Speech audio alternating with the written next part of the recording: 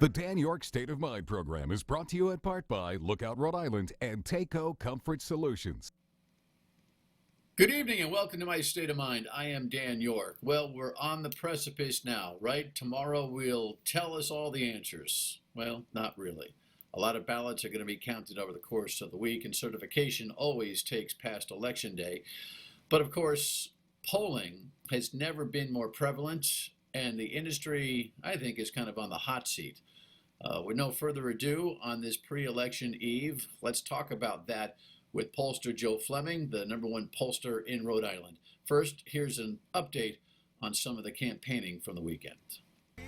Both campaigns are confident heading into the final hours of the election. Florida, we're looking very good. If you look at Iowa, we're looking very good. 2 more days, we can put an end to this presidency that is, from the very beginning, sought to divide us. At a midnight rally in South Florida, President Trump said Joe Biden will ruin the economy. This election is a choice between a crippling depression or a historic boom. While the former vice president said the country can't recover from the coronavirus with Mr. Trump in office. To beat the virus, we first got to beat Donald Trump. Biden spent yesterday in Pennsylvania, a state the president won by just 44,000 votes in 2016. President Trump is terrified of what will happen in Pennsylvania.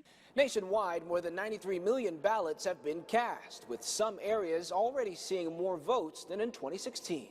Everyone's taking it seriously this time. Now I think everyone's saying that they want to be counted. President Trump said he wants the vote counting to stop on Election Day. We should know the result of the election on November 3rd, the evening of November 3rd. That's the way it's been, and that's the way it should be. But that's not true. States continue to count votes after Election Day. Pennsylvania has always taken a week, for example, to count military ballots. In several Pennsylvania counties, officials won't start counting mail-in ballots until Wednesday. And so with no further ado, Joe Fleming, Fleming Associates. He's the lead pollster in Rhode Island and represents an industry that has never been on a hotter seat. Joe, good evening, meeting good morning. Hi, Dan.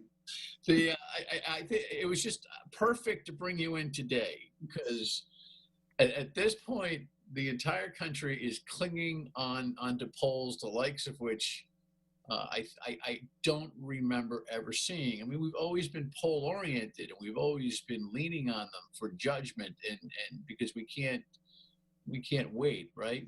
To find out what the election results are. But I want to talk in general about the psychology of polling and the industry itself right now and the trauma of 2016, the reality of what 2016 brought, and what we're dealing with today. So thank you for joining me on that. In your mind, do you think that the industry of polling is at a Waterloo moment now? Well, I think the polling industry basically is having more and more problems because it's harder to reach the voters that you want to speak to, and you have to get the right mixture. I think what the pollsters have done since 2016 has adjusted their models in these states to more reflect what happened in 2016. So I would have to think the polls are going to be more accurate. But we've seen some polls already, like in the last 2 days, I've seen polls in Florida where Biden's been up by 6, all the way to Trump's been up by 2. So it all depends on what type of sample you get.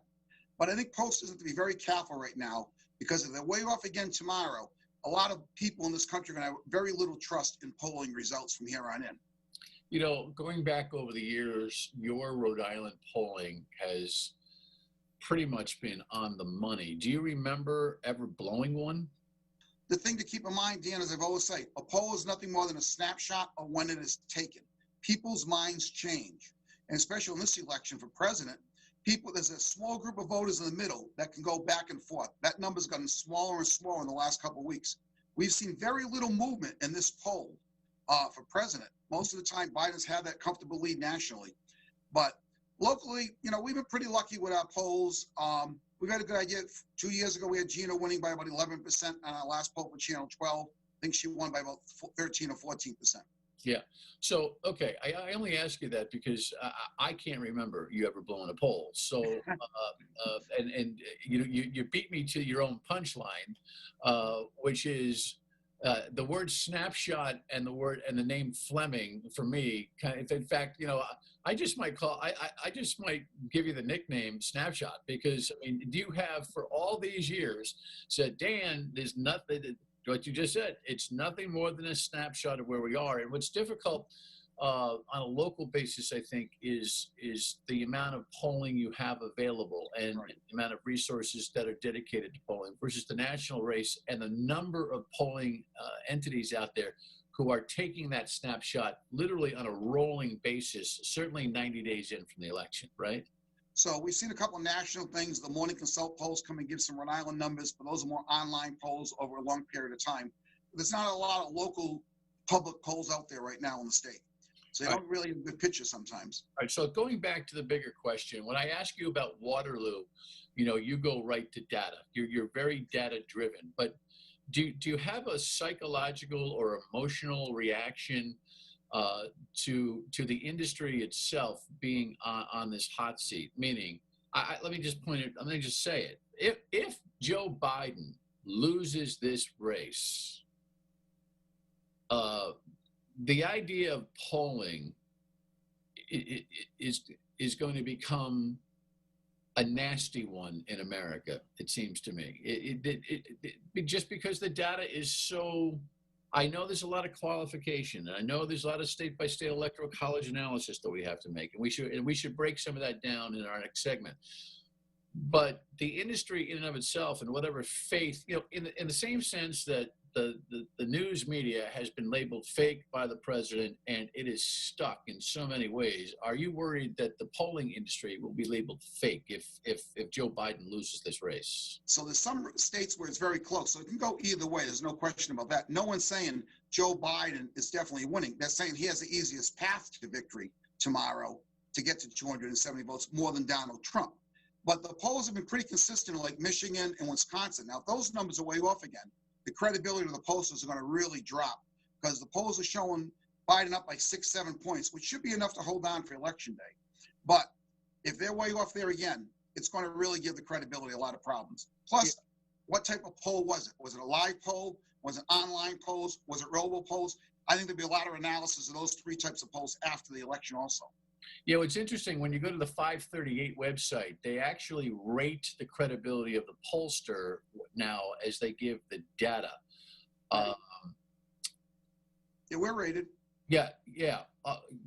I'm sure your rating is excellent locally. What is the methodology in this changing time that you find is the most accurate for polling to get you, a high credibility rating? I think you get more accurate poll results when you have live callers on the phone than you do in an online survey. But again, those are coming more and more because getting people on the phone now is very, very difficult. And getting the right mixture of people on the phone is very difficult. A lot of people don't have landlines anymore, so you have to go to the cell phones.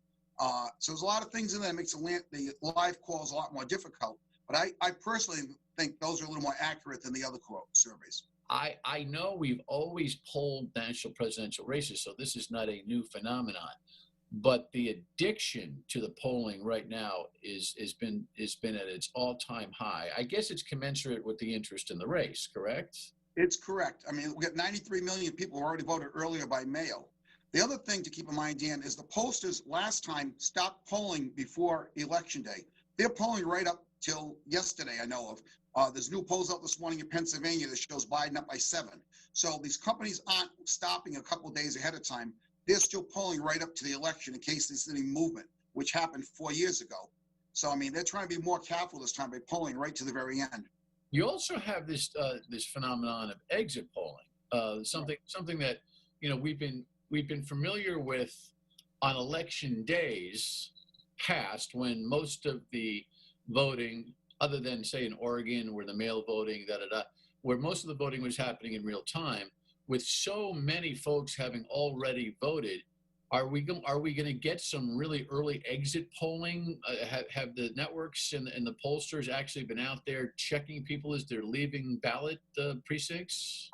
Dan, I don't know the answer to that question. I assume there's going to be exit polls tomorrow. But again, you have so many people voting early, it may change the whole methodology of the way they do this. They may be doing exactly what you said. I'm not really sure. But again, it's going to be a little more difficult. And again, the results are going to come in very differently tomorrow night than we've seen in the past. And one other thing that I wanted to ask you about in terms of the national polling, then we'll dig into some of the races when we get back. The idea that 2016, taught some lessons to pollsters, and the weighting, WEIGHTING,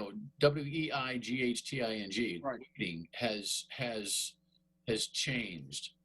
Can you give us just a short answer on what weighting a poll is about, and does it provide a more accurate outcome? Well, for example, in 2016, it looks like they sampled white non-college males. And now what they're doing is they're increasing that size of that sample.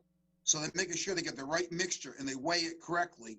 So they have the right number of males and females, right number of age groups, political parties. You don't want to do a survey where you have too many Democrats and too many Republicans, because that's going to skew the survey. So they adjust it to make sure it balances okay. But again, in 2016, they underrepresented certain groups. And that's why in the swing states, the numbers changed. Nationally, the pollsters had it pretty much right. They had Hillary Clinton up by 3%. She won by 2.1%. So they were off by 0.9%. But in the swing states, they didn't adjust for, like, for example, Pennsylvania, the rural voters, they probably voted in heavier numbers. They have to adjust for that when they're doing their polling and adjust the way they draw their sample. All right. Good overview. When we come back, we'll talk about the race, and later in the show, we'll talk about, what's pollable and what's at stake here in Rhode Island. Joe Fleming, Fleming Associates on My State of Mind. Stay with us. Fleming of Fleming Associates, Rhode Island's lead pollster. All right, let's get right down to it. You have a gut check on who wins the presidency? After 4 years ago, I've learned to hold my comments on that. Yeah, it looks like everybody has, right? It looks like right now Joe Biden has the easiest path to win tomorrow. Donald Trump is playing defense almost all over the country. He has to hold everything he held on to 4 years ago to basically win. He has to carry Pennsylvania. Even if he loses Wisconsin and Michigan, he can still win with carrying Pennsylvania and everything else he won last time. But if he loses one of the other swing states, North Carolina, Florida, Arizona, Georgia, he could have some serious problems for his path to victory. And that really actually is going to be the thing that we're going to be watching most tomorrow night. Wisconsin, Michigan seem to, but that's really where I think people get spooky, because that's where Hillary Clinton, blew it right there. Right. Michigan, Wisconsin, right? So, I mean, getting too cocky, the Democrats getting too cocky about that is bad karma, seems to me. But the big potential flip seems to be North Carolina and Georgia, where that's usually a guaranteed red state. It's been moving kind of purple for a long period of time, but it seems like suburban voters and urban voters there are coming out in droves and going Biden's way. Yeah, Joe Biden's doing a lot better with the suburban voters. I think also he's doing a lot better with women than Hillary Clinton did, which may seem strange, but a lot of people had a negative feeling towards Hillary Clinton. They don't have that towards Joe Biden, so that's helped them a great deal. But you're right, Dan, tomorrow night at 7 o'clock and 7:30, the polls in Florida, Georgia, North Carolina, and Ohio are going to close. They count their early vote and their mail ballots. That'll be in that count that they release tomorrow night. They're not waiting days. Those votes are being counted now. So we should get a good idea. If Joe Biden wins one of those 4 states, he's going to be in a strong position to win the election. Yeah, what's fascinating is that the system is set up for the states to deliver their outcomes. However, the states determine that they're going to deliver the outcomes. And we've got states that count mail ballots simultaneously. We got them that stack them in the corner. Poor Pennsylvania is going to stack them in a couple of different corners based on the litigation that's expected. There are already 30 lawsuits in play, and mini lawsuits. We got lawyers revving up on both sides of the outcome. So, I think we need to remind everybody that this is not. There's very little chance that we're going to go to bed restful that a decision is made on Tuesday night, right? More than likely not. But again, if some of those early states Biden wins, then you can pretty much feel he's in a very good position to win it. Again, he can't get the 270 to get to the West Coast. He needs those 3 states in the West Coast to get him up there even higher. But the thing to keep in mind is Michigan, Wisconsin, Pennsylvania, they're not going to have the final results tomorrow night. And that's what's going to take a while longer. Pennsylvania doesn't even start counting the mail-in ballots till tomorrow morning, and that's going to take a long time. So those states, if it's close, we're not going to know the results tomorrow night for sure. The only way to know the results is if Biden happens to do very well tomorrow night in in the Sun Belt. Okay. And yep. I was going to say, you might see early on up in Pennsylvania, Michigan, and Wisconsin, sort of a red wave, you might think. And down slightly, you might see more of a blue wave early on because of the way the votes are being counted. But keep that in mind. That could change as the night goes on.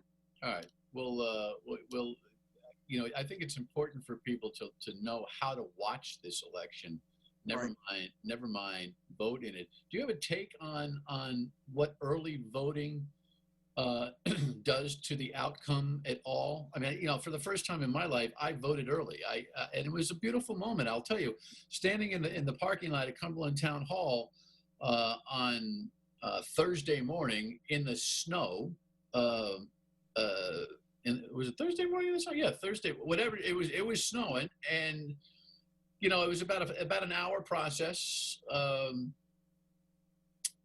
It just showed me the intensity of this whole thing. Does the early voting affect voter behavior? Well, I'm not sure. Again, a lot of the people that these candidates are talking to right now have already voted. 93 million people voted nationally. And in Rhode Island, we are at 285,000 who voted. 4 years ago, it was 464,000. So we're at like 61% of what we had 4 years ago. I think what this might do is increase the turnout. But again, the candidates have to adjust what they're doing because a lot of the messaging they're giving now is falling on deaf ears. The people have voted. Your vote means nothing anymore because you already cast it. They can't influence you.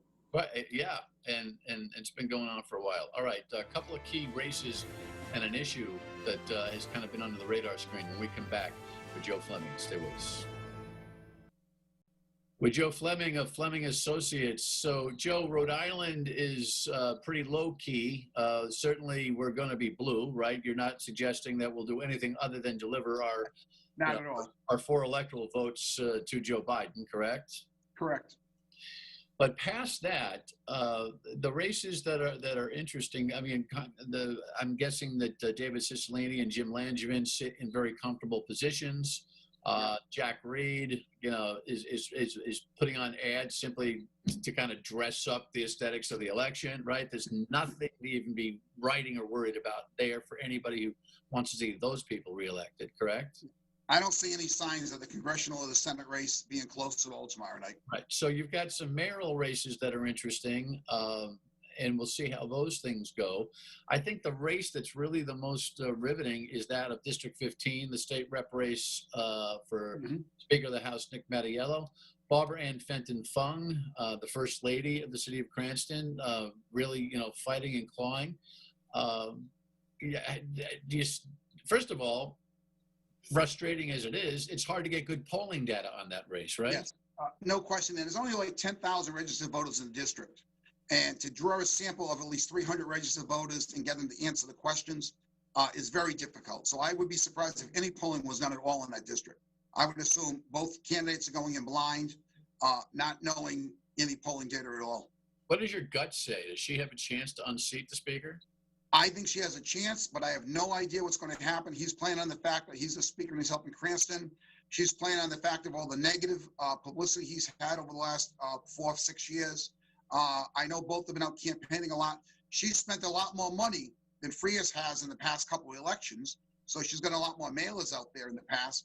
The speaker also has sent out a great deal of numbers of mailers.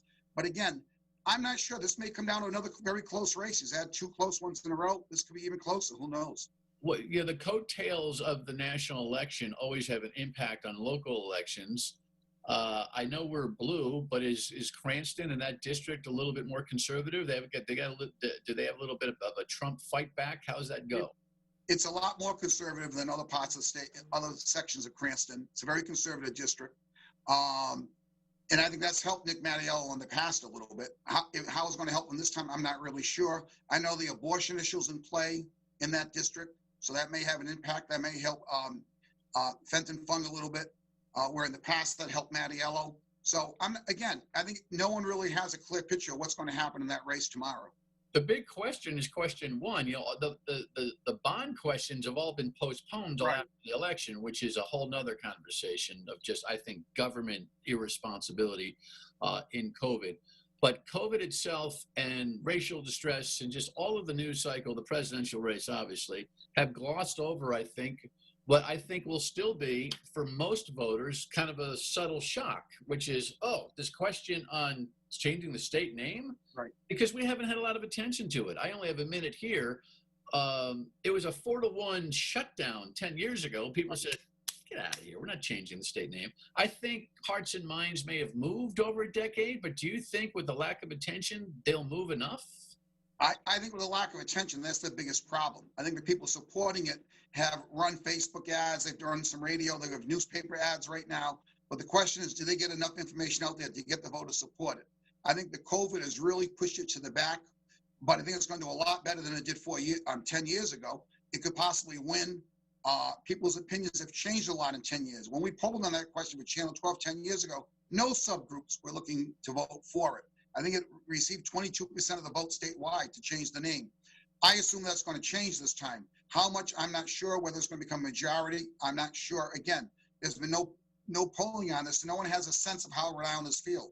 I think back in April and May, when there's a lot of stuff going on with the Black Lives Matters, it was really forefront. Now it's just pushed to the back. So when the people turn the ballot over, they're going to make that decision at that time. They're not thinking about it. Yeah, you know, I only have 20 seconds here, but I think what's going to be interesting about this is, you know, without the media attention, without the big debate, you're going to get a gut check on how people really think about that. It may be raw, but it may be real. It might.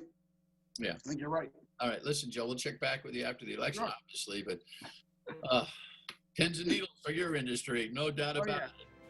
You know, for America, no doubt, but for your industry, no doubt. All right, thank you, my friend. Great to see you. Final word when we come back. Stay with us. Normally, I'd give you the speech, get out and vote tomorrow. Then again, many of you have, so good for you. And for those of you who have not, get out and vote tomorrow. Good luck to all of us in this election. We'll see you tomorrow night and on the radio at 3 till 6 on WPRO.